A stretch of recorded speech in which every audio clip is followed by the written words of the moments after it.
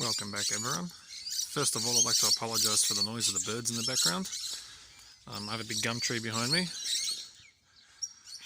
and there's heaps of rosellas, little finches, everything in there just eating the flowers. Not that you can see them on the camera. But the reason we're here this morning is this rose. Now we're going to do a quick review. This is the rose that we did about 3 weeks ago now. We pulled out, there was all grass growing in it, we pulled out all the grass, pulled out the rocks, topped up the soil level. And this one here we used potting mix and fertiliser.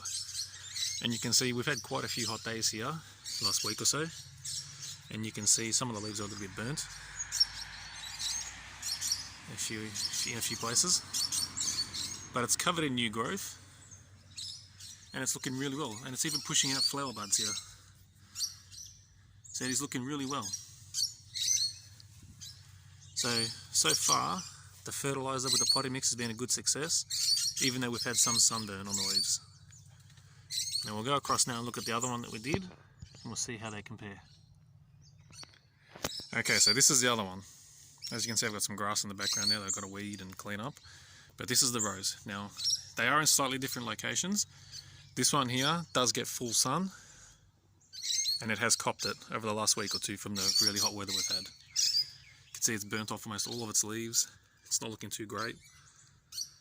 Now, I'm guessing this is from the sun, but it could also be from we used the chicken manure out of the chook house on this rose. Now, I've done it heaps of times before on other plants, and it's never affected them, so I am guessing that this is from the sun.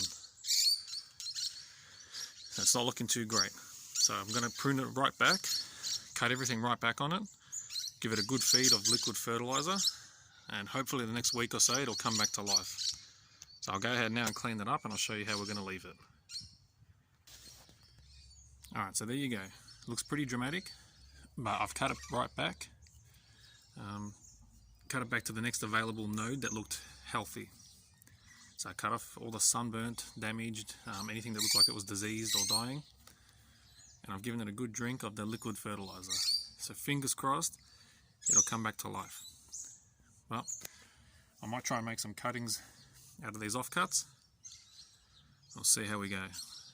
Hopefully if this main plant doesn't survive, we can get the cuttings to survive.